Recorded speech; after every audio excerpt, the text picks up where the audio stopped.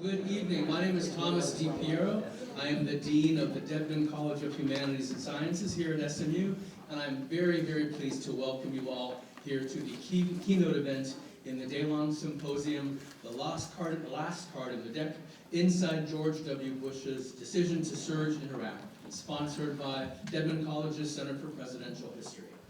Let me tell you just a bit about the Center for Presidential History. It's one of the jewels in the crown of Dedman College. The center considers itself as having three specific missions. The first is to educate the SMU community and beyond. The second is to further the study of the presidency of the United States, and in particular its history, as you might imagine from the name. And the third is one that a lot of people don't necessarily know about. It's to document and expand our understanding of the life and presidency of George W. Bush. The Center for Presidential History calls the work that it does in this domain its collective memory project. And that's because it's more than just a chronological series of events of one of the most eventful presidencies. It is, in fact, an exploration of a number of issues, sometimes competing issues, from foreign policy to the judiciary, from the role of the First Lady's office in executing American policies to the myriad forces that shaped the 2004 presidential election. And all of this is done through the means of oral history.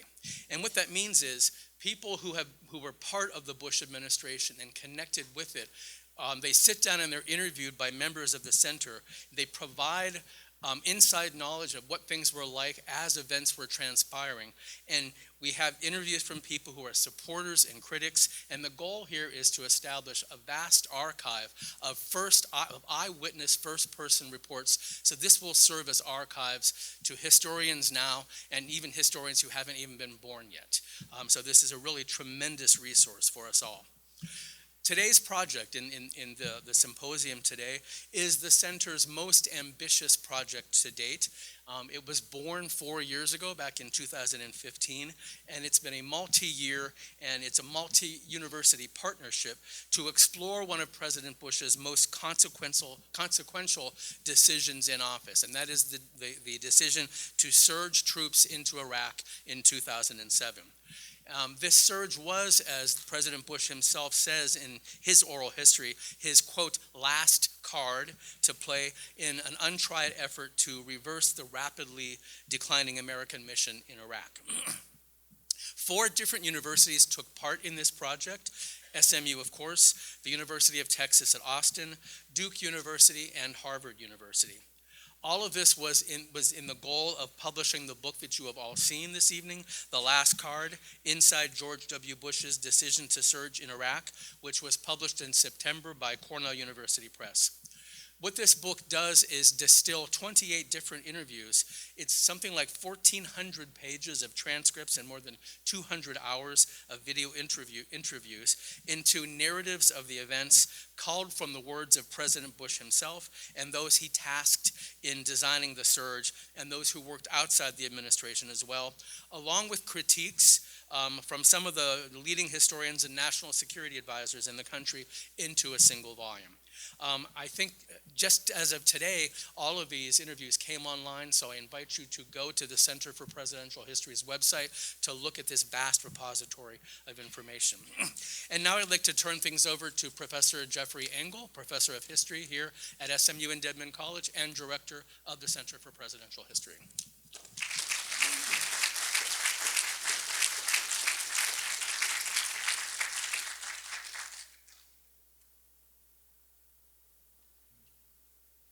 Good evening, everyone. Thank you for coming out this evening. And let me actually say that that's a sincere thank you. When I am asked, and I encourage people to ask me this question, when I am asked what is the most difficult problem that we face at the Center for Presidential History, the answer is always the same. It's always that our events are too popular and we don't have enough space for the people who want to come. We had about 350, 400 people sign up for this. Apparently there was some weather event which has precluded travel around the city. I know this because the 6-minute drive to my parents' house took 2.5 hours yesterday. So thank you for coming out and braving the post-storm. You are really the heroes tonight. So what we're going to discuss tonight, obviously, as the Dean mentioned, is one of the most important decisions, and I would argue the actually most difficult decision that President George W. Bush made during his time in the White House. Now, you might think that the most difficult decision was his 2003 decision to go to war. Yes, that's tough, but I would argue that there was an expectation within the White House that victory would come in 2003. There was not that expectation in 2005, 2006, and 2007, the period that we're discussing tonight, when the situation in Iraq deteriorated to the point that a new strategy was deemed necessary, which we ultimately came to know as the surge. It didn't just happen. In fact, it took a whole variety of departments, a whole variety of interagency discussions, and most importantly, a variety of architects, and one in particular, which is our subject tonight, National Security Advisor Steve Hadley, who, among other things, among an illustrious career, and among an illustrious education as well. We had the same advisor in college. Among other things, he was National Security Advisor during this tumultuous period and orchestrated what we have argued in this book, or at least the oral histories that we have taken to argue in this book, was in fact a model policy for how to do something almost impossible, which is to change course and change strategy in the middle of a war. Never been done before for Americans, and certainly never one that's done easily. And so I'm going to encourage Mr. Hadley to come up and join me on the stage, and we'll discuss this. We're going to have some time to discuss this process, this problem, the situation in 2005, and I'm expecting some discussion of the situation in the Middle East today. And then we'll open it up for your questions. So, sir, if you wouldn't mind joining me.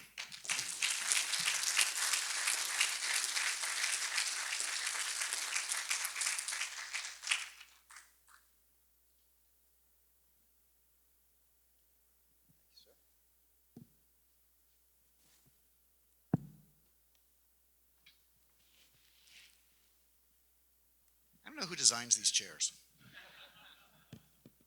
Well, there is a whole lot that we are going to discuss, obviously, but because the focus of our discussion is the surge, and because the number of years that have passed since the surge might surprise us all, I was hoping that you could start us out by explaining where the United States was in its mission in Iraq in 2006, at the beginning of the year, or a place where you'd like to start, perhaps 2005, 2004. How should we understand the context of what ultimately became the surge?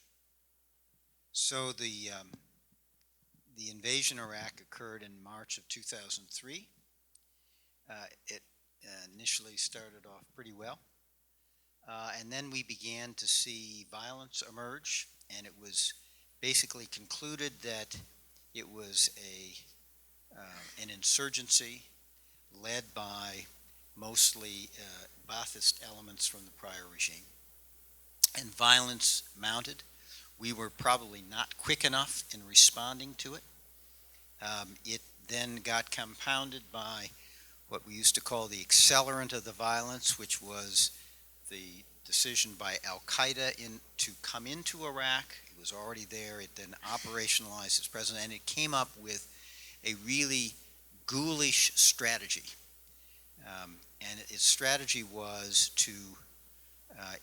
Al-Qaeda is a Sunni movement, and what they did was they attacked Shia and hoped that Shia would retaliate against the Sunnis. You would have a civil war. Iraq would descend into chaos, and Al-Qaeda would then come forward and establish a caliphate, which was something that they were able to achieve in Syria and Iraq in 2013 and 2014. The violence continued to accelerate. In parallel with this, the Iraqis were doing the right thing. There was an interim government. They drafted a constitution. They adopted the constitution. There was an election. They adopted a government that became a unity government.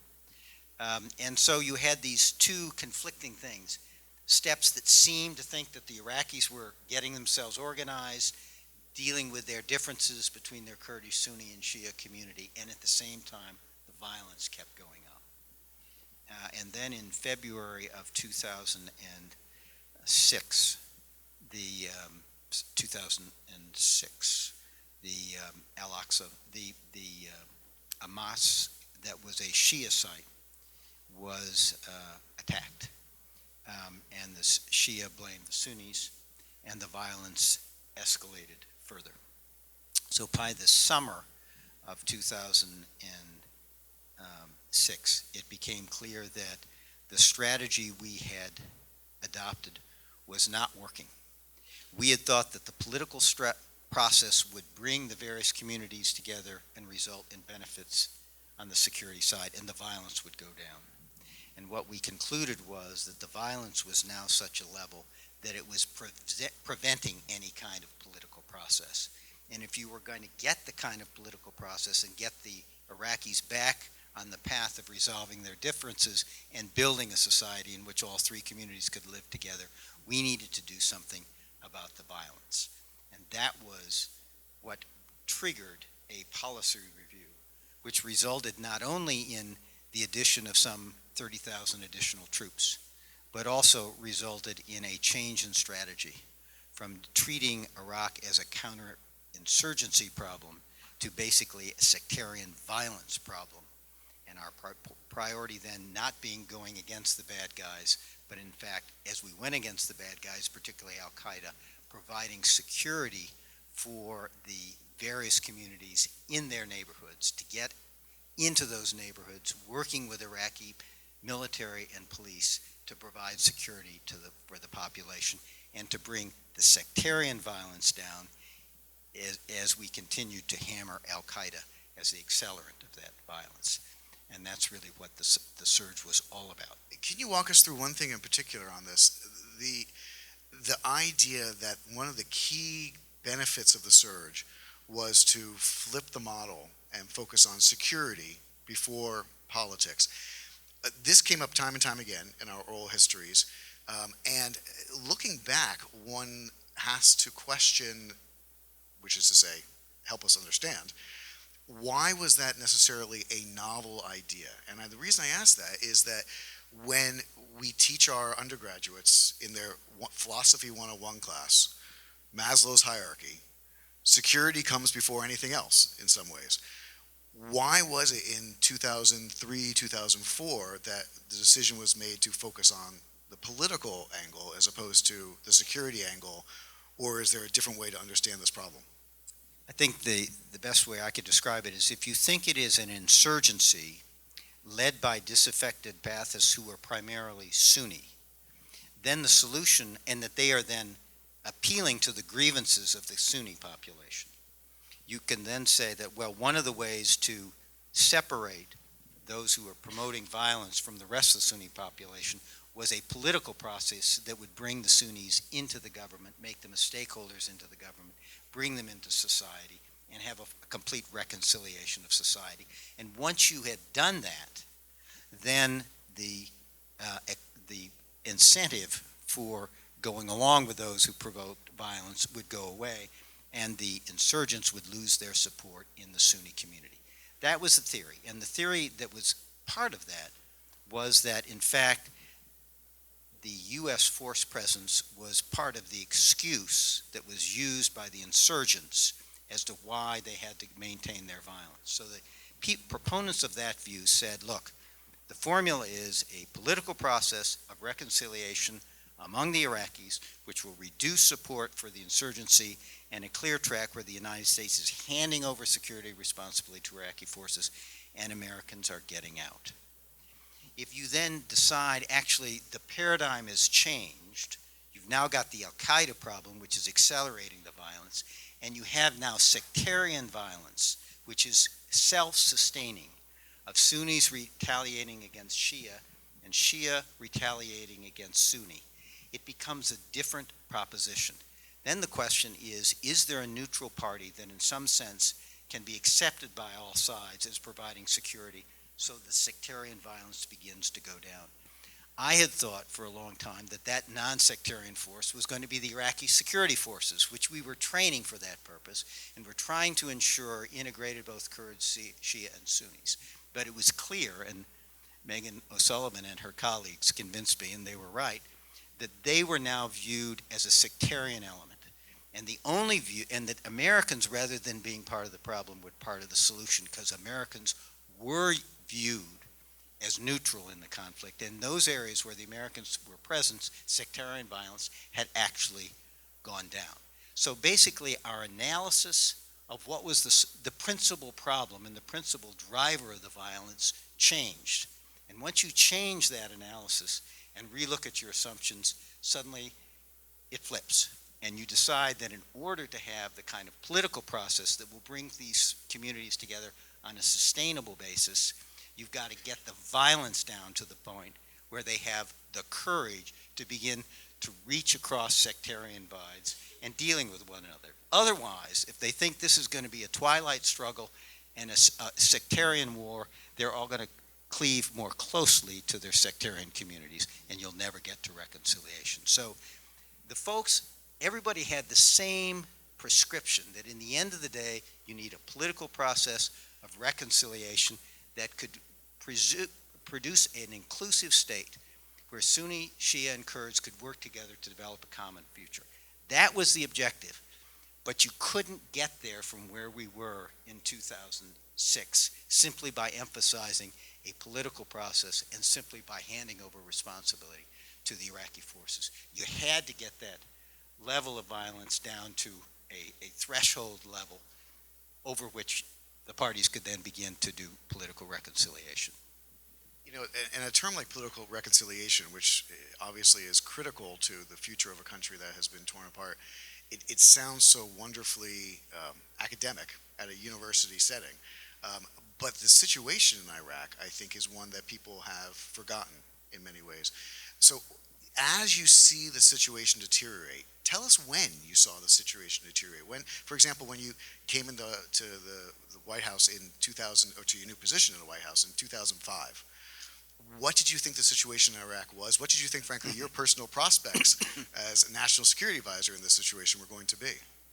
Well, the only time I think I ever raised my voice to Megan O'Sullivan and her team was when they presented me with a surge option, which they had thought was the right outcome. And I said to them, you know, you better be sure you're right. Go back and do the analysis again. And I don't talk to people like that. And I've sort of never had this conversation with him. When the president asked me to be to become national security advisor, I remember I went back to home and I said to my wife, Ann, that I'd been asked to be national security advisor. And she said, what do you think? And I said, well, this is just great, because I had lived through the Vietnam period, where a war that we were losing tore the country apart, damaged America's geostrategic position in the world, and broke the army. And I said to her, great, I get to be national security advisor when Iraq becomes the new Vietnam and the country is racked by violence and dissent. We lose the war and the military is once again broken. And that's why this surge decision was so important, because it was the only thing that was going to stand in the way between us and that kind of outcome. And I had seen personally what that did to the country. Didn't want to go there again. The surge was our last chance, the last shot, and we had to be absolutely sure that it was going to work. And one of the great moments, I think, I had with President George W. Bush showed, I think, what kind of leader he was, what kind of commander-in-chief he was, and what you want in a commander-in-chief. He'd made the decision on the surge. We were going over the speech that he was going to make in January of 2007 to announce the surge. And he had his reading glasses on. He looked up over the glasses and he said, Hadley, I have one question for you. And I said, yes, Mr. President. He said, is this going to work? Well, that's a big question. So I said, Mr. President, I think it's going to work, but it's going to be our last chance. And he said, well, I'm glad to hear you say that. But if you ever change your mind and think it's not going to work, you need to come and tell me, because I can't keep sending men and women in harm's way if we don't have a strategy for success. And I thought that spoke well of him, because what he was saying to me was, if you think we have lost Iraq, you have to come and tell me. That would be probably the worst news President Bush could have heard, because it would basically said your signature project of Iraq is going to fail and it's going to tarnish your legacy forever. And yet he was saying to me that if that's where we were, we needed to come tell him, because he owed it to the men and women in uniform at that point to call it quits. Let me gently push you on that in a friendly way. One of the things that comes We're out... all friends here. Oh, yeah. It comes out time and time again in the oral histories, and if for those of you who may have missed the subtext, we've spent the entire afternoon with scholarly panels and people who have participated in the surge working through the book that's available and working through a lot of the material that's available. So these questions have been running through our minds for many hours now. When we think about the reasons in the oral histories that President Bush wanted to make this radical decision to change policy midway in a war that seems to be going south quickly. You've already mentioned his fear of breaking the army. You've already mentioned his fear of another Vietnam, your fear of another Vietnam. You've already mentioned the fear of civil war and tens of thousands, if not hundreds of thousands of civilian deaths. And that was the reason that he said we could not leave Iraq in 2006. If you had come to him in 2007 at the end and said, Mr. President, it's not working, none of those conditions would have changed. You still would have had an army that was going to be broken. You still would have had the same logic. Do you think the president, and this is completely counterfactual, hypothetical, do you think the president at that point would have looked at you and said, get me a new strategy? Or do you think he would have said, three's enough? I think he would have said three's enough because he felt an enormous bond to our men and women in uniform. He visited with families of the fallen, the Gold Star families, consoled with them, cried with them, heard their stories, and his first obligation really was to the troops. And because of the investment that had been made, because the sacrifices of those troops, he was going to do everything he could to achieve success in Iraq. But if this was our last card, and if it came up empty, and the choice was to continue fighting and sending men and women in harm's way without a strategy for success, he wouldn't have done it. He wouldn't have done it. That's just not in his DNA. His view was, our young men and women are probably our most precious resource. And they're not just to be thrown into a fight to sort of see if something will happen. They're not just another little weight to put on the scale. It's a little bit like what I call Yoda's rule. I don't know how many Star Wars fans here, but in the best of the Star Wars movies, which is, of course, The Empire Strikes Back, Luke Skywalker has dumped his plane in the muck, and it's stuck. And he says to Yoda, how am I going to get my plane out of the muck? And Yoda says, Luke, use the Force. And Luke says, all right, I'll try. And Yoda says, no. Do or not do. There is no try. And that's the right rule for a great power like the United States, and that's the rule for using military force. You either achieve your national objective, or if you can't, then you don't go in. But you just don't sort of throw the military into the balance and see what happens without a strategy in which you have confidence you're going to win. We owe that to our men and women in uniform. That's the only responsible way in which we can ask them to volunteer to serve. But one of the other reasons that is given throughout the oral histories, as a part of that responsibility is, and as a way to recognize the sacrifice of the troops who at this point, to be honest, we're talking about 3,000 American troops have already lost their lives by the time the surge is finally announced. One of the reasons that the president gives and others is that we did not want to have those sacrifices be in vain. So how can we reconcile the idea that we can't keep throwing people in without a strategy versus the idea that we want to send in more blood and treasure in order to make sure that the people who are already lost are not done in vain? There's an inherent tension. I don't think so. I think he's basically saying we've made an investment of life and treasure. In light of that, we should do everything we can to succeed. And if we have a strategy for success, I'm willing to risk more life and treasure in order to achieve that outcome, that success, which both advances the security interests of the United States and also redeems the sacrifice that our country has made.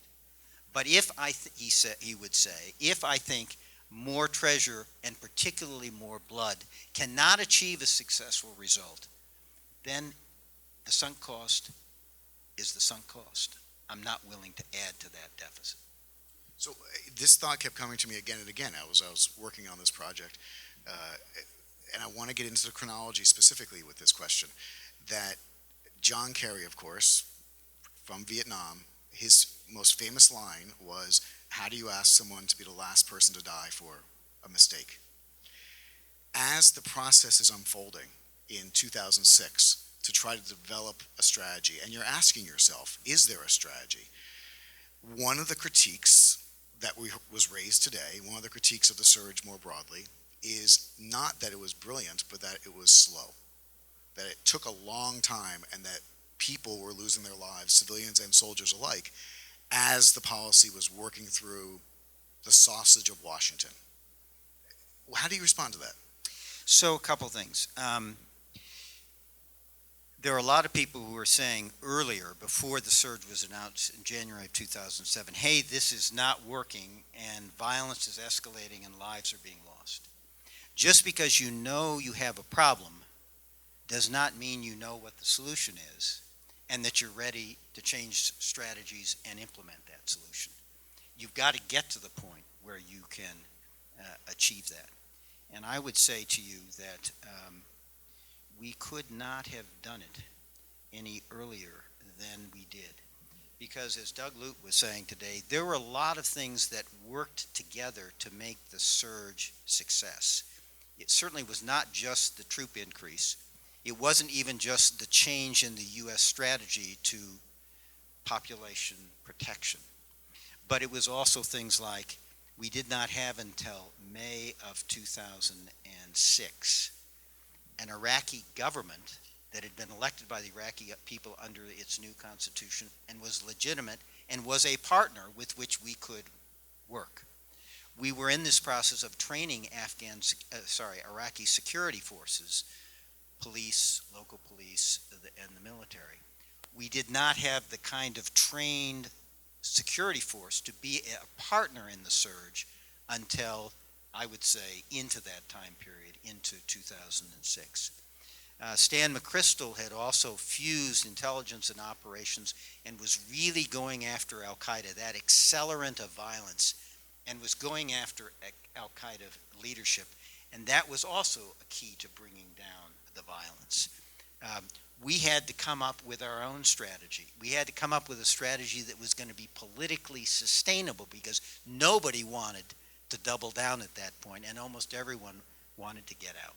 And the president had to get Maliki on board with the surge. He had to get his military on board with the surge.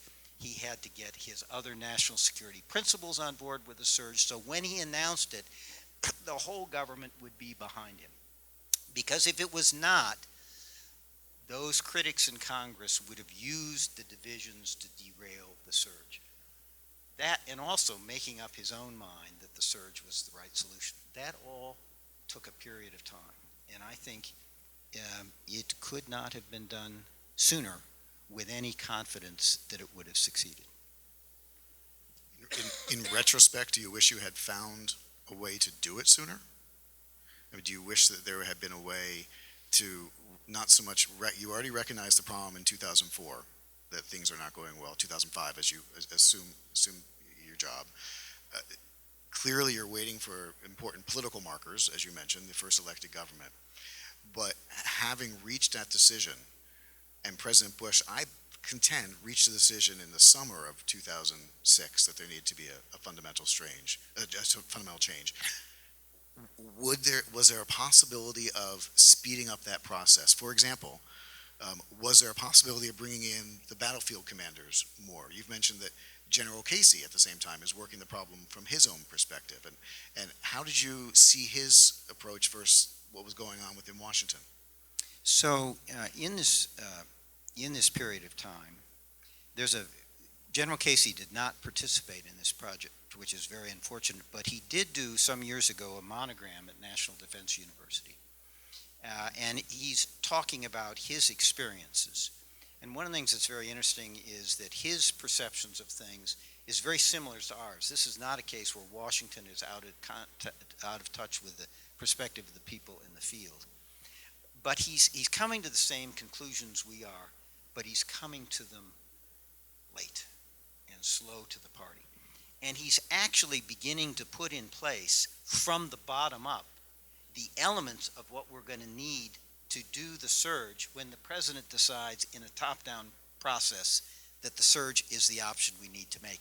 And if you haven't read General Casey's monogram, it's worth read, because what it says is, in addition to putting things together in the Washington community, we actually had both a top-down process and a bottom-up process, and they were mutually reinforcing. But if you read that monogram, it's pretty clear that Casey doesn't think we're in a position to make any change of strategy really any time sooner than we did. And in fact, he would have waited even longer, which goes to the first issue you said.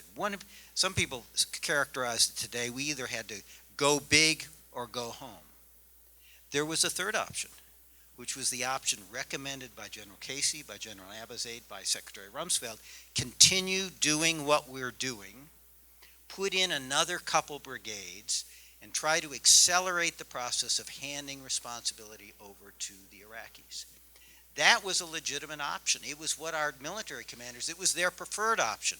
And if we had suddenly announced that our strategy was failing and we were going to do a public strategy review, that option would have been off the table. So, you don't want to let go of an option you've got until you know you've got something better. And what I think the difference was, and what I think the president saw, was General Casey's approach was sound. His ultimate objective was right. We just thought we couldn't get to his ultimate objective from where we were without doing something different and without doing something big. That rather than just responding to changes on the ground, we would actually get ahead of the situation with a major change in strategy, a major indication of our commitment, which would have a psychological impact on both our friends and our enemies, would get ahead of events and shape events in a positive way. And I would argue that that happened. And I would just say one other thing. In that same time frame, we were able to hook up and leverage a number of other defense that were going on that Doug Lute talked about today. It was the arising of some of the Sunni communities in Anbar province who were getting sick of being under the thumb of al-Qaeda, but needed a U.S. force presence to have the courage to take on al-Qaeda, because if they lost, they know that they would have had their throats slit.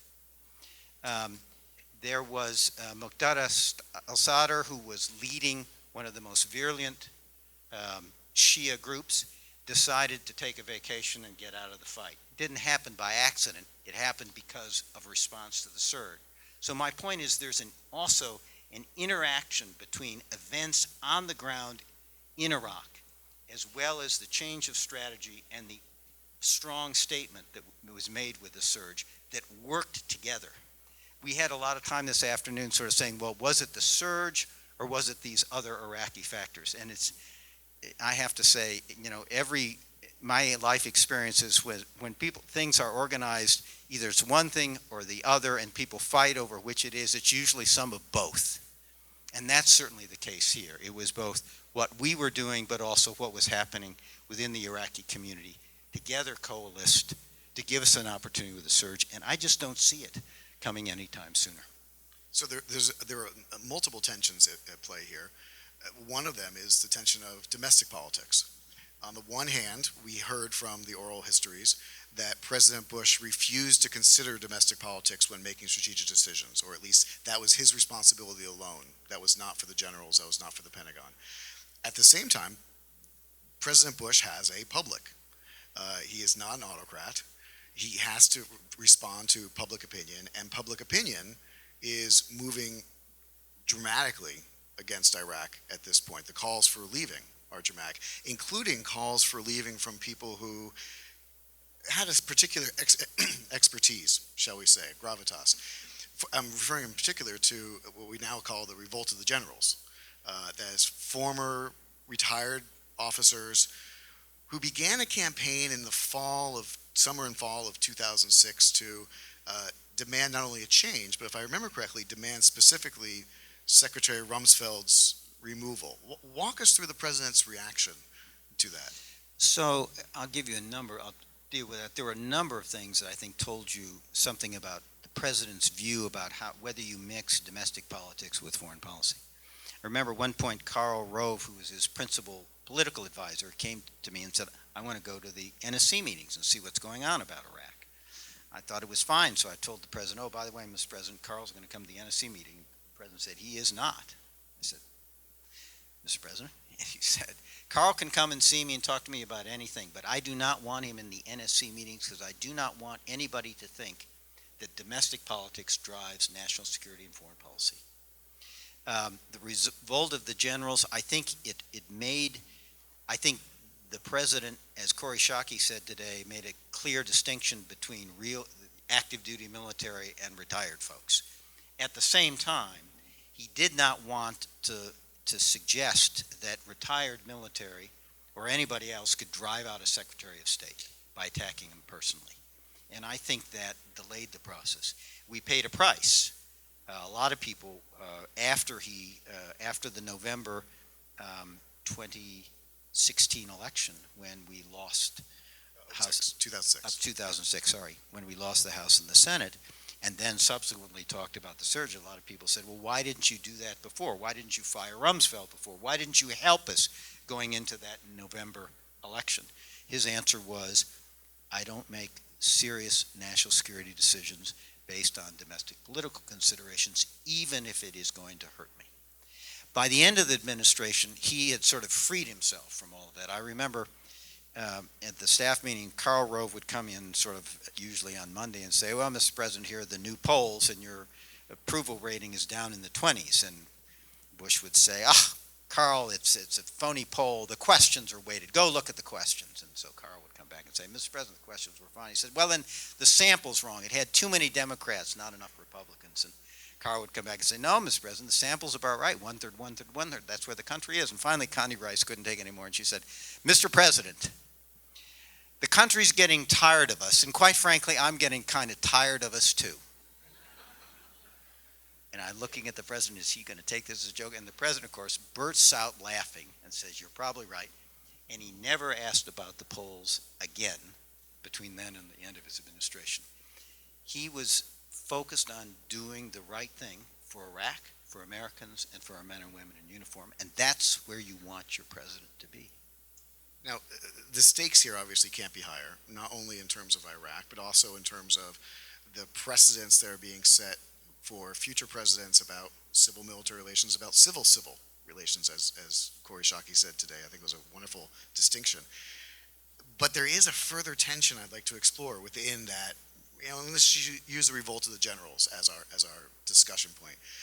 That if we have public calling for President Bush to remove Donald Rumsfeld, and we know that President Bush at this time is already considering removing Donald Rumsfeld because he's already in discussion with Bob Gates about what he's going to do when he comes in after Rumsfeld, and President Bush decides to hold off because he doesn't want to make it appear as though the generals have influenced his decision. The generals just influenced his decision, not in the way they intended, but clearly he is reacting and doing a different policy because of domestic pressure. Help us understand how he's working through this. I think there's some truth to that, and in fact, I think it is fair to say that the revolt of the generals, contrary to their intent, rather than accelerating the removal of Rumsfeld, actually delayed it. But, the president is not a scapegoater, and he doesn't throw people under the bus. And you saw that in that he stood by Rumsfeld in the end of the day, and only let him go when he decided that he was going to go in a different direction and needed a new team to implement his new strategy. You saw it in terms of General Casey. A lot of people expected, well, why didn't the president just blame it on General Casey? The president was very loyal to General Casey, and when General Casey rotated out after the surge decision in favor of General Petraeus, the president made it clear he was going to nominate Casey to be Chief of Staff of the Army. So rather than throw him under the bus and have him take responsibility, he actually was embracing him and giving him a bigger job. What the president did when he announced the surge was he took personal responsibility. He said, I made the decisions. I made the decision to go to war here. I'm responsible. I've taken a look at it. I have a new strategy. I think this will work. Give me time. He's a guy about taking responsibility and not throwing others under the bus. Again, I think it's a very admirable quality. So you mentioned the president's earlier decision to go to war. Full disclosure, Steve and I talked about this interview before we walked on stage, shockingly, and I had not planned to ask you about 2003. And you came to me and said, I have no good way to segue into this question, so I'm telling the truth. Truth is always a good policy. You know, as Henry Kissinger said, it's a nice added advantage, you know, when it works. So how should we understand 2003, especially in light of the surge, especially in light of policy making? Now that you've thought about it all these years, what do you think? So the question that came up today, and I thought we had answers, people were saying, look, we don't claim, and most of the academics would not say that the surge decision process was a model. We don't believe in models. My view is that actually each president is different, and the genius of the NSC system is that it adapts to each president, how that president receives information, how that president makes decisions. And so in some sense, inherently, every national security process is going to differ from president to president based on the president's personalities and need. This system, those of us who argue for it, we say it worked in the sense that the president got the information, got a set of options, got the views of all his NSC principals, felt comfortable making a decision, and felt comfortable with the decision once he made it. That's what it means, in my view, for a system that works. It took a long time. It was an elaborate process. So people said, well, what would have happened? Why wasn't that process used in 2003? And it wasn't. And I'll tell you why. And I think this is something, in some sense, for historians to take on. Because, in my view, the decision in 2003 was not, as Richard Haas and others have said, a war of choice. It was a war of last resort.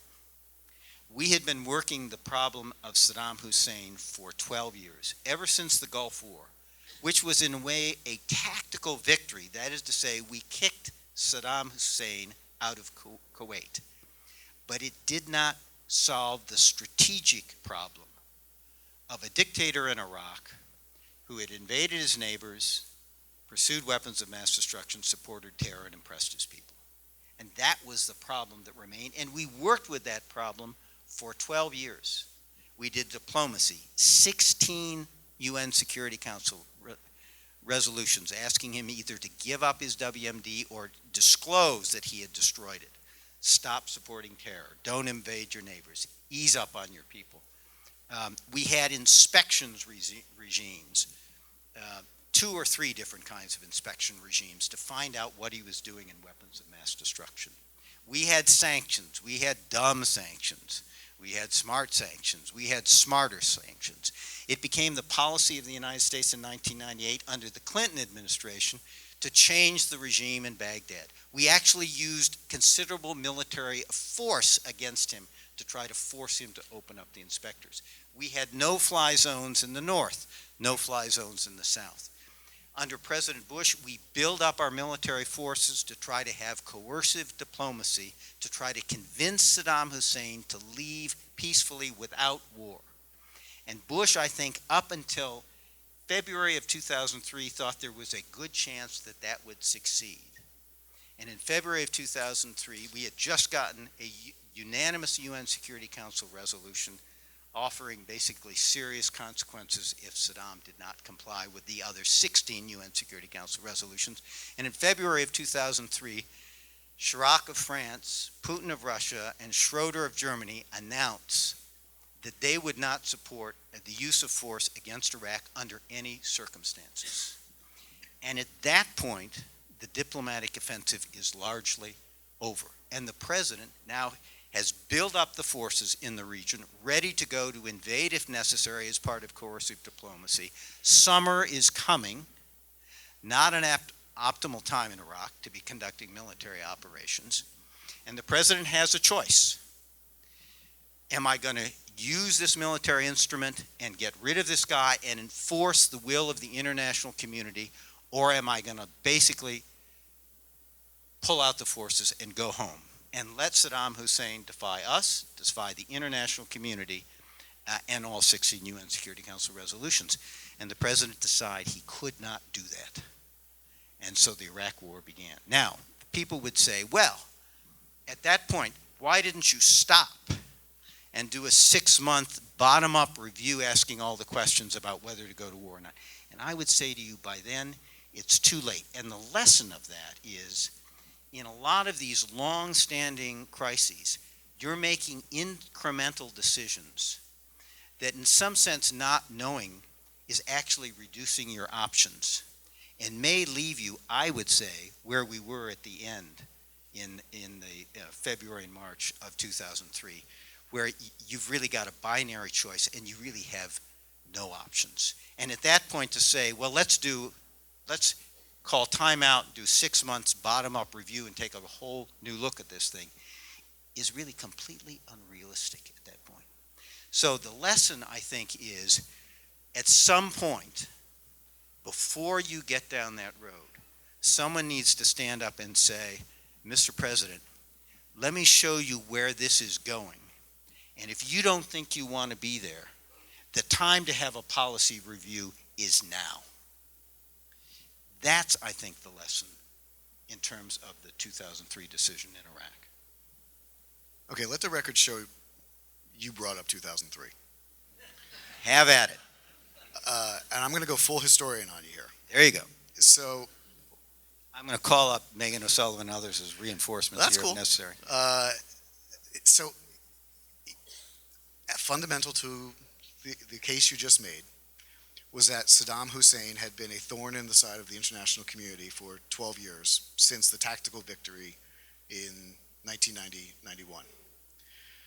Thorn in the side just understates it a little bit in terms of the indictment that the international community had against him, and the seriousness with which we treated. I'm just editorial. No, you're actually making my point better. I'm doing my lawyer thing on your listen, academic. This is why I always say the worst people to interview are lawyers, because they don't give, well, you're giving great answers. There you go. So let's not go with thorn in the side. Let's talk about not a 12-year problem, but a 45-year problem. That is the Cold War. One of the lessons of the Cold War, I think, is that however unpleasant it might be and however expensive it might be, mutually assured destruction has a lot to go for it. That is to say, if you can get rational actors, and personally I think Saddam Hussein, for all of his flaws, was not irrational. If you get rational actors to recognize that their very survival is at stake, they will hew to certain policies. In 1991, before the United States goes to war against Saddam Hussein, James Baker, as you well recall from being in that administration, James Baker went to Geneva to meet with Tariq Aziz. I was in the meeting. And handed him a letter. Yes, he did. Do you want to tell what the letter said, or do you want me to? Go ahead. You're the historian. I'm just a lawyer. Rightly so. The letter said, and I'm going to paraphrase here. I know paraphrasing is not popular in Washington, D.C. these days, but I'm going to paraphrase. And the letter basically said, there's a whole world of hurt that's about to happen. But it could get worse. If we perceive a terrorist act or an act of violence in one of our cities, in one of the cities of our allies, anywhere in the world, we are going to presume it was you. And then we're also going to respond with the full weight of our arsenal. I interpret that letter, and I have to say Saddam Hussein, I think, interpreted that letter. Hal Brands, who's worked on the Iraq document project, could confirm this, I think. Saddam Hussein interpreted that letter to say, if I instigate a terrorist act, I will become a land of glass. I will be nuked the next day. He is deterrable. Why not just continue deterrence? As you said, if you put yourself in a box eventually, why start down the road at all? Why not in 2003, 2002, 2001, call up Saddam Hussein and say, remember that letter? We're doubling down. Yeah, but remember the upshot of the letter. Baker gives the letter to Tariq Aziz, who's got Saddam Hussein's cousin, who's one of these, you look at his eyes and you say, boy, there's a killer if there ever was one, sitting right next to him. And Tariq Aziz takes the letter, and his hand is shaking as he reads it. And he says to Baker, I can't give this letter to my president. And he hands it back to Baker. And Baker says, well, we'll just leave it here at the center of the table in case you change your mind.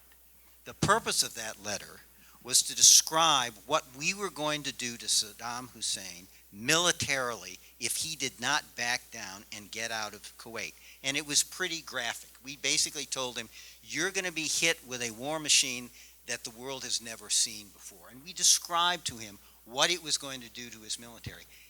And he didn't get out of Kuwait. But he also didn't instigate any terrorist acts as he could have around the world, as you feared at the time. But remember, he did not get out of Kuwait. He pulls his forces back into Iraq, and the war is stopped. And the question that historians need to struggle with is, what lessons did he draw from that? And a lot of us thought, particularly when it appeared that the Bush administration was encouraging Kurds and Shia to rise up against Saddam, and then we did not aid them. He drew a lesson from that. And there are a number of people who believe that if given the chance, Saddam would have tried it again. Only this time, he would have done not only Kuwait, but he would have gone to the Saudi oil fields, which was what we were worried about. So I think it's a real question about whether, given that history, deterrence would have worked. Politeness suggests I move on. I think we're done here. Well, we would have been done, except that there were American forces in Saudi Arabia after 1991 and in the Gulf after 1991 when there weren't, when Saddam Hussein went in the first time. So you can't make the argument. Well, remember, after the Gulf War, we pulled our troops out of Saudi Arabia. Our troops are gone out of Saudi Arabia after 91, 92. That's part of the deal. They're not gone far. We will come. We will do the deed. This is what Cheney says. And then we will leave your country. And that's what we did. They're much closer than they were before 91. Can we concede that point? There's a lot of force in the region at that point. That's right. Yeah. I think we can make a fair statement that the United States essentially becomes a Gulf state. I think we've outlined a terrific project for the center here to follow on. So, terrific projects. You have said before that the surge, going back to that remember that? That the surge discussion, the surge process, and the Iraq process as it related to the surge revealed a series of heroes in your mind. That the story has some people that should be highlighted. Who are those people? So one of them is President Bush, who is the hero of this story. And one of the historians who wrote an article talked about Bush as a policy entrepreneur. And one of the things that Megan and Peter Fever and I tried to portray in our piece of this book is how Bush not only made the decision, he arranged all the pieces that were required to make the decision successful. And then basically, as we talked about today, ran the process for the next 2 years until it had succeeded. So he's the number one hero. I would say that another hero is General Casey. and the men and women under his command up to the point of the surge, because if you read his monograph, it's clear that from the bottom up, he's putting in place the elements that Dave Petraeus then capitalizes on them once the surge decision is made. And of course, the other hero is Dave Petraeus and the men and women under his command, who actually take this decision and make it happen on the ground, which in the end of the day is what matters. Strategies are great, but only if they are implemented and executed and produce the effects they're entitled and intended to do. The other hero are my colleagues on the NSC, led by Megan O'Sullivan, Peter Fever, Brett McGurk. There are a number who worked on that team. And what makes them heroes is there were a lot of people who, from time to time, would say, things aren't going well in Iraq, we need to do something different. How about this? How about that?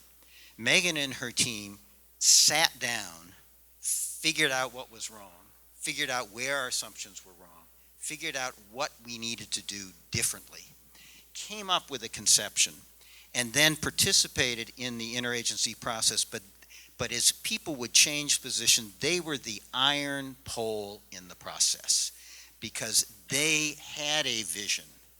And it was a vision that in the end of the day persuaded the president and persuaded the rest of the interagency process. And I think they are terrific heroes, and Megan in particular is a hero. And the other person is sitting next to Megan, which is Doug Lute, who was brought in for what was, I think, in the military, an unpopular assignment. He was brought in to take the president's surge decision and then drive it through the interagency process and make sure that the Defense Department, State Department, everybody else did what was needed in order to get the process to succeed. Not a popular job, and he did it beautifully. And it was, I think he and his little team are also heroes. So there are a lot of heroes in this piece, and I just thank them, particularly Megan and her team, because without them it wouldn't have happened. Well, and it's clearly a success. There's no doubt that the surge is a success, but how much of a success? One of the things that we discussed ad nauseum, perhaps ad length this afternoon, was whether or not the surge should be considered a tactical success, because violence does decrease, just as intended, whether it should be considered a strategic success, whether there's a middle ground between the two. And I know you have an opinion on this. How do you understand it? Well, I was thinking, and this is one of the reasons why conferences like this are helpful, because I'm not sure I crystallized my view, and I'm not sure I'm convinced about it now, but I'll say it anyway. One of the things that Peter and Megan and I were talking about is everyone loves the Gulf War, wonderfully successful, set limited objectives, achieved those objectives quickly, war was over, we went home. Clear tactical success. Strategically, was it successful? Did it solve the problem of Saddam Hussein? Historians can talk about that. In terms of the surge decision, I think it was clearly a tactical success. Why do I say that? One, because we did defeat al-Qaeda in Iraq, and we did bring down the sectarian violence. That was the military objective, and they achieved it, and that's why I say our men and women in uniform achieved the military objective. In terms of the strategic objective, that's not something that they could achieve. That requires progress on the political side, on the reconciliation side, on stabilizing Iraq, on getting economic growth. That's not the province of the military. So what would strategic success look like? I think it was Mel Leffler who said, and rightly, if you think about the complaints that the international community had against Saddam Hussein, it was he pursued weapons of mass destruction, supported terror, invaded his neighbors, and terrorized his own people. Once Saddam is gone, those narrow national security objectives have been achieved. And some people would say, time to go home. But in order to ensure that Iraq did not fall into chaos and open the door for further violence and maybe for al-Qaeda, the president realized there was a secondary objective. In order to consolidate that national security success, we needed, as he said, Iraq that can govern itself, defend itself, sustain itself, and is an ally in the war on terror. And that turns out to be a harder task. Now, people focus on Bush talking about wanting to have a democratic Iraq, and he certainly did.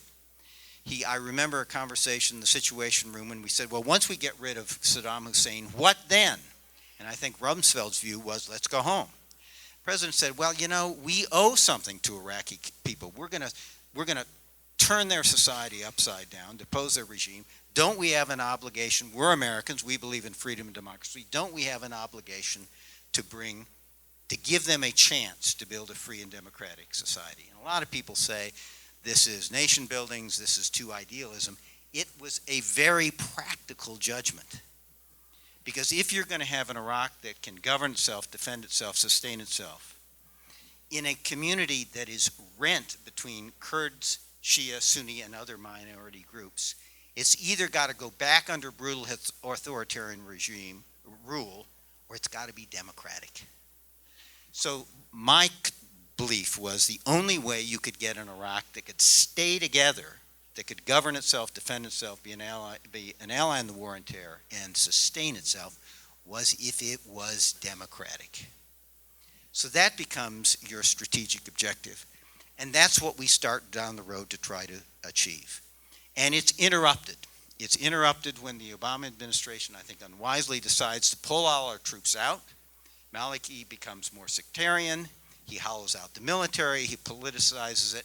He further excludes the Sunnis. We then, second decision, do not get involved in what's going on in Syria. The door is open for al-Qaeda to come back in ISIS. Presto changeo in 2014, I think suddenly ISIS is in control of 40% of Iraq, threatening Baghdad, and a huge setback for building an Iraq that can govern itself, defend itself, sustain itself in the war on terror. We helped the Iraqis push ISIS out. They are now in another returning to this effort of trying to build that kind of society. I think they're making progress. It's not perfect. They are an early democracy. It is inclusive. They have not done the reconciliation they need to do. There are only 5,000 American troops there. They, in their own inimitable way, are defending themselves, governing themselves, somewhat sustainable. I hope we don't pull the rug out from under them again if President Trump preemptively orders the withdrawal of our 5,000 troops. I think it will set back again. But I think it's too soon to say whether or not we've achieved our strategic objectives. It's a work in progress. And helping countries build sustainable democratic societies, especially given the history of a country like Iraq, it's a tough go, takes a long time. Jury's out. I'm going to ask one additional question as I ask people who may have questions of their own to come to the microphones if they're interested in posing a thought. That's an invitation. You mentioned this situation today. Unfortunately, these same places and these same characters and groups in many ways are in the headlines and not in a positive way. Tell us your opinion and your assessment, if you will, of President Trump's policies towards Iraq, towards Syria, towards the Kurds, towards Turkey. Yeah. I left out one hero, and I need to mention it, and that is General Peter Pace, who was chairman of the Joint Chiefs during this time, who is, I don't know if you had a chance to meet him, who's a wonderful officer and was my principal counterpart in trying to bring the military along and get behind this surge. And he was wonderful at it. He said to me at one point, he said, my goal is to make whatever decision the president makes George Casey's plan. I mean, he really was trying to bring everybody on board.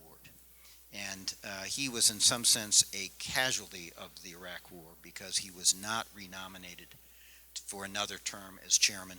For good reasons, people did not want to put him through what was going to be a very tough confirmation process. I think, in retrospect, that was a mistake.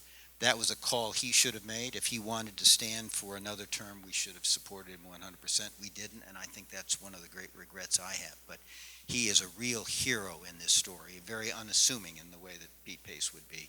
But I wanted to mention that. Your question, give me one word to remind me what it was. Trump. Trump. So we've done pretty well. We've been here a pretty long time, and no one has said the dreaded T word. So I think we're doing very well. Look, President Trump believes, rightly, that he was elected by a group of people who, as I say so many times, feel betrayed by globalization, threatened by immigration, abandoned by their politicians, and betrayed by elites like me and other people. I'm with you. And they're also people that think we're doing too much overseas, we should stay at home, these were stupid wars, these never-ending wars, it's time to bring our troops home. And he, one, believes that, made it absolutely clear in the campaign, and believes that he was elected by a group of people that share that view, and his job is to implement that. He doesn't care about the projects of Syria, Iraq, and Afghanistan. He thinks we shouldn't be there, and the more problems they incur, the more it justifies his view we should never have been there in the first place. It's time to go home.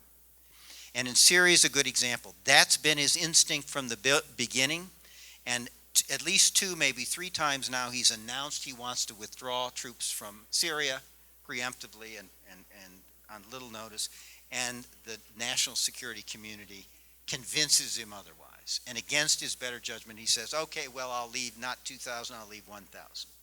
And now he wants to pull out the 1,000, and now we're saying, well, we won't leave 1,000, we'll leave 300. But his basic instinct is he does not care. He thinks the Middle East has been a failure for the United States.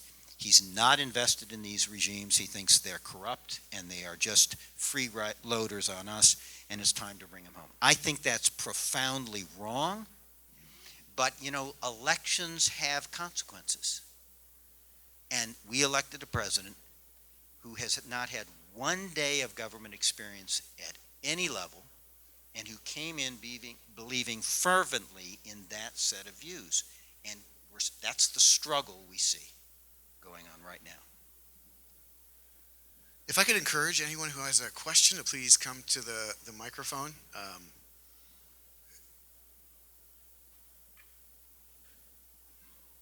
How about now? All right. Yeah, all set. I say, so my question kind of goes back a little bit to the debathification and the strategic decision that was made there. There's been a lot of criticism that, you have a party that was in control, you take them all out of control, and that contributed to the violence. Do you think that that is the case, or do you think we could have done it a different way, or do you think the debathification was the right decision?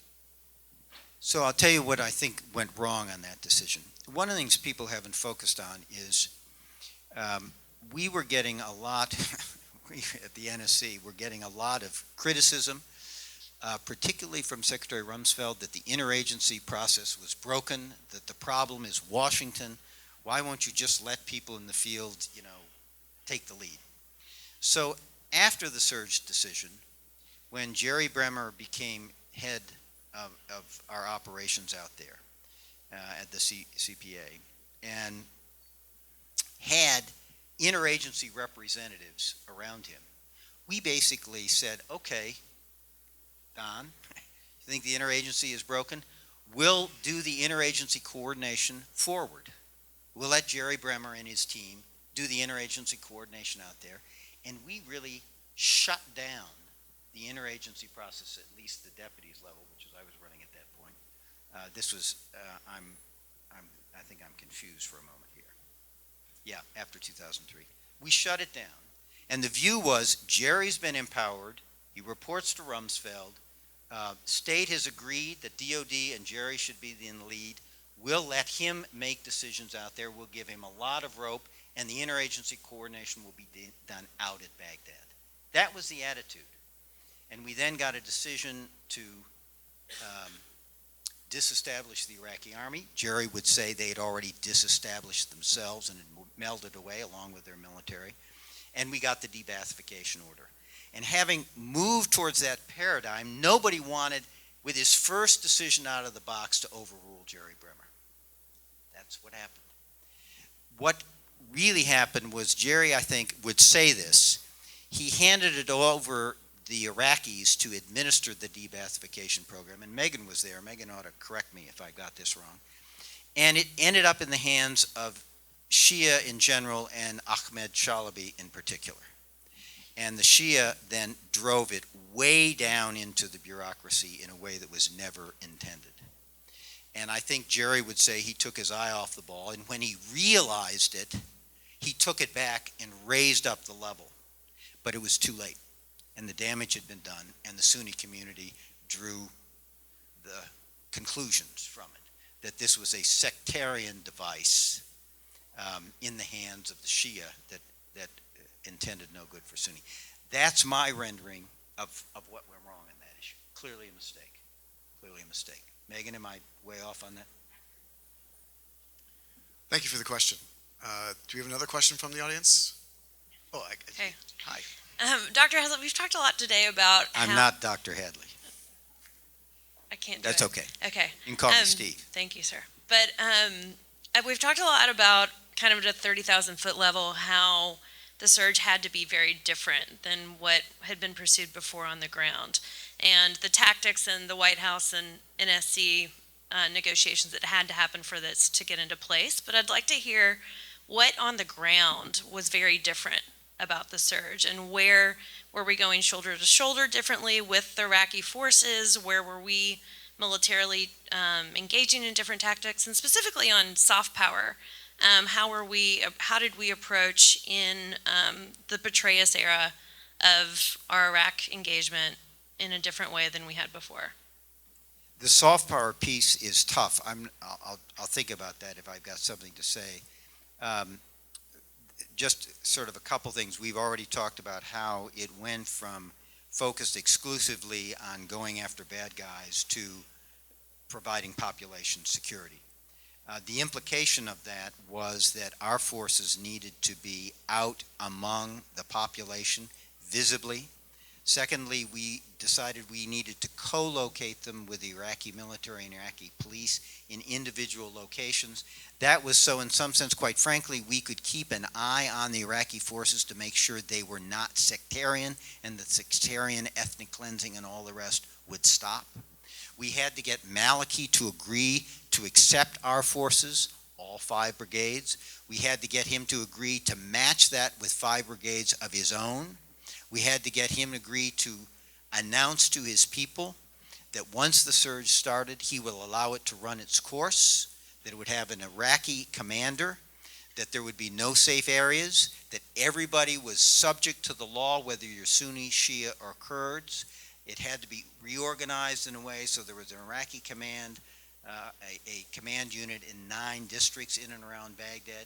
And at the same time, we had to put Marine battalions or regiments in Anbar province to work with the Sunnis there and to give them the courage to rise up against al-Qaeda. It's kind of a whole new architecture. In terms of the communications, Megan and others may have more to say about that.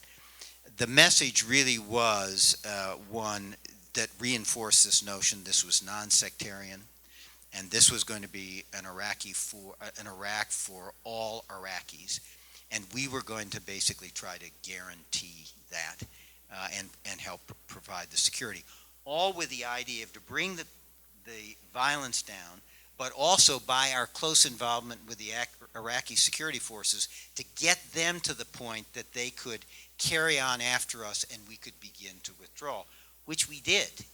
You know, the last, Doug can correct me, the last brigade I think deploys in June, and by September we've already announced that one of the brigades is not going to be replaced.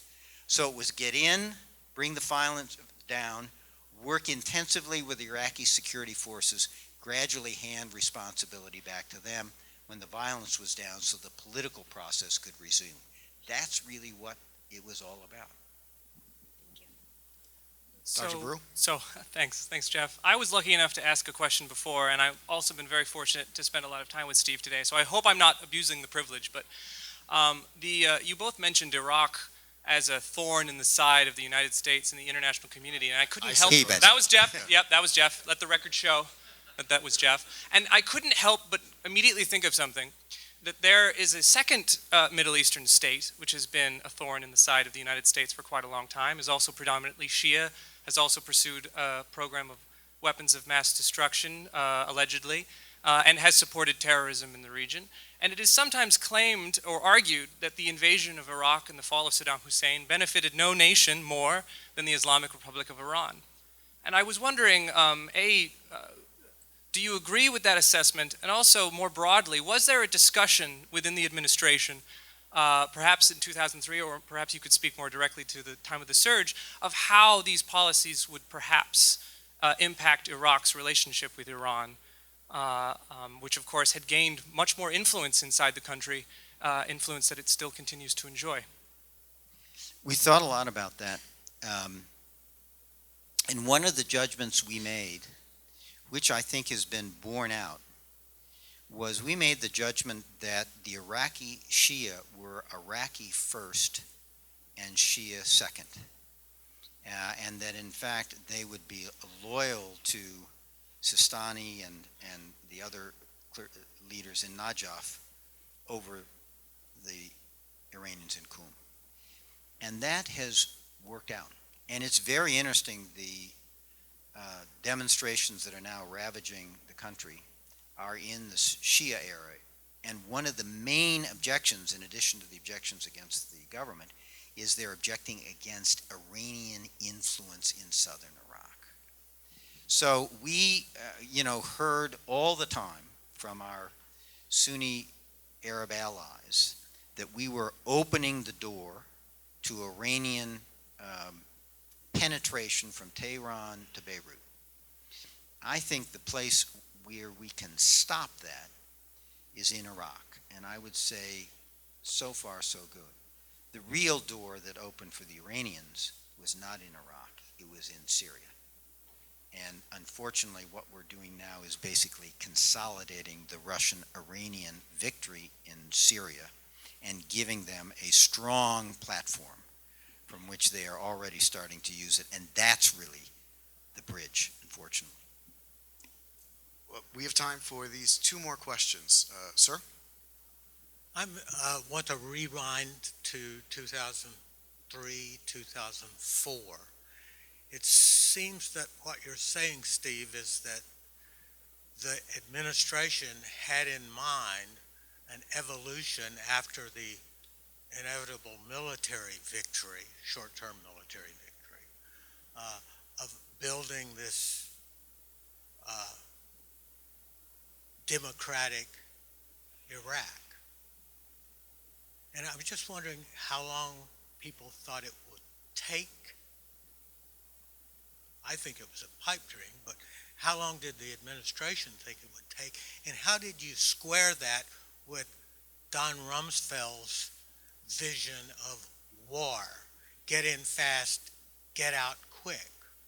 He fired Shinseki, who told him he'd need 150,000 troops on the ground for a long time to stabilize the place. So how did you square this vision of an evolving Iraqi democracy with the military vision of Don Rumsfeld? The president didn't agree with Rumsfeld and thought we owed, not that we were going to build a nation, nation building.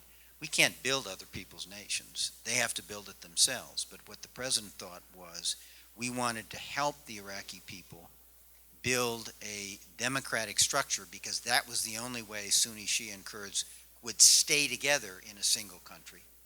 Help them build, as he said, a country that can govern, defend, and sustain itself. It turned out to be a lot harder than we thought.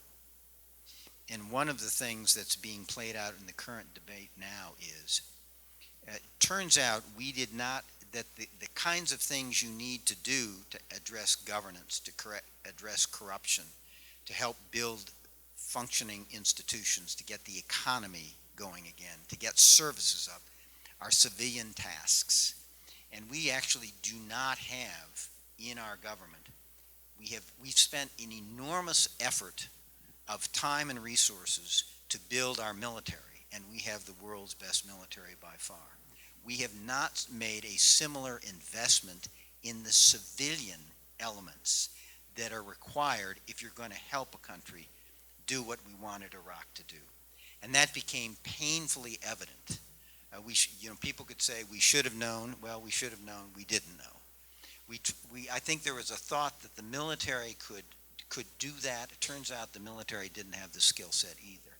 And that's a lesson we have not learned, because we still have this same argument now. The Trump administration sends up a budget every year that savages these accounts. Thank goodness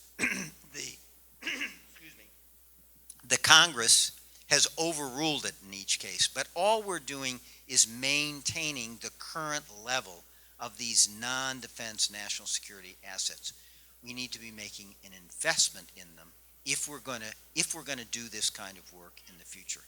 And I will say that I think we will, because there are about 20 fragile states around the world, a lot of them in the Middle East and Africa, and fragile states are home of the greatest poverty, the greatest terrorism, the greatest migrations. And that's what we're seeing in those fragile states. And if we do not address them, we will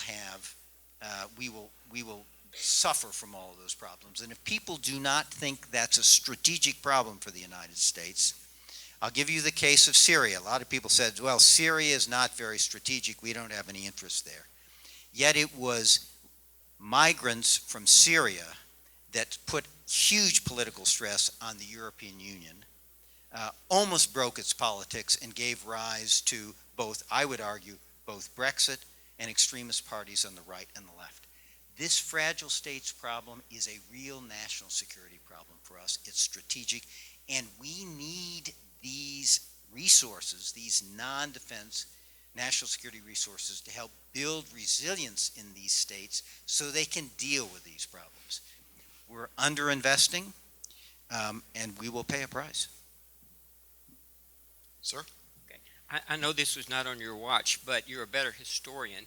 The surge seemed to be working and in success. Why did Obama pull out? What were some of the things there? Had things changed, and did he think that it was over, or why did that happen? It's a quick summary of that. I don't know. I was not there. Look, President Obama also campaigned, like President Trump, on the grounds that Iraq was the dumbest decision, in American foreign policy history. Maybe not quite that much, but pretty much. He, to his credit, he opposed the surge, but it then accepted the reality that it had worked. He did not negotiate the status of forces agreement, which left our troops there until 2011. He decided, with a modest adjustment to it, to accept it. Doug, if I stray out of here, you ought to correct me. And I think they made a good faith effort to help Iraq succeed. But I think clearly they were looking to be able to declare success and bring troops home. And I think, I don't know the ins and outs of it, but I think, it was, if George Bush had had another term, Iraq was his passion and his mission, and he would have stayed committed to it. He would have been on the secure video every other week with Maliki or whoever was prime minister, counseling them how to build a functioning state. President Obama was not invested in it. It was a war he opposed. He did not maintain that kind of personal contact with Maliki. He really delegated to Vice President Biden. And I think in the end of the day, they wanted to declare success and bring the troops home. And, it might have worked. It might have worked over the long term, though we would have had a more sectarian Maliki, and I think it would have set back the reconciliation process. But once Syria started to blow up, and once we did not move into Syria, then the whole thing unravels. Because ISIS is regenerated in Syria, Al-Qaeda is regenerated in Syria as ISIS. They take a chunk of Syria, and then they take a chunk of Iraq, and the whole thing unravels. And we got to then help the Iraqis claw their way back to take control of their country. That's Doug, that's the best I can do. Let me ask one final question for the evening, looking not backwards but forwards. You may have heard there's an election coming up. Every year. Are you running? Not yet. Politicians often tell us, in fact, I'd say they always tell us, that the current election is the most important of our lifetime. I think this time it might actually be true.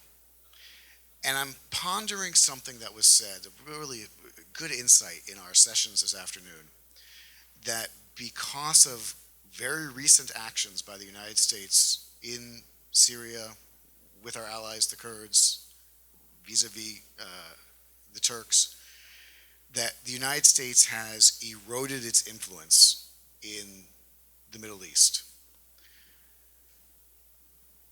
If President Trump wins re-election, will that influence ever come back? If someone else besides President Trump is president, how long might it take to come back? So it's interesting. We both studied under Walter Lefebvre, and my recollection, though it was many decades ago, he was a bit of an economic determinist and sort of discounted the role of personalities in leadership. My experience in government is who is president really matters. And you see that in the contrast of how President Bush handled issues in the Middle East versus President Obama or particularly President Trump. So every election matters for President of the United States. The press spends a lot of time figuring out, well, what does the Secretary of State think? What does Secretary of Defense think? What does the National Security Advisor think? It's all very flattering. There's only one question that matters. What does the President of the United States think? So every election of president is very consequential. We are not in a good way in the Middle East. It's not just President Trump's fault. Some of our friends would say that for the last 10 years, there have been presidents who have been not committed to the Middle East, who have not been good partners. They feel not only ignored, but a little betrayed. And in some sense, this betrayal of the Kurds, by the way, the third time, so far as I know, third time in history where we have stepped away from the Kurds. They're asking the question, if you don't stand by your friends, how can you ask your friends to stand by you? And it's a very good question. We're going to have to rebuild those relationships. What always strikes me is how loyal our allies are, because they still actually, their preference is not to deal with the Russians, not to deal with the Chinese, not to deal with the Iranians. They really want us to come back, and I hope at some point we will, but it will take some rebuilding, and the world will change. It's not just Trump. It's what Trump reflects in terms of a change in the American body politic, the rise of people with real grievances about what has happened, people who blame a lot of it on globalization, blame a lot of it on how capitalism has worked out here. Those grievances are going to have to be addressed.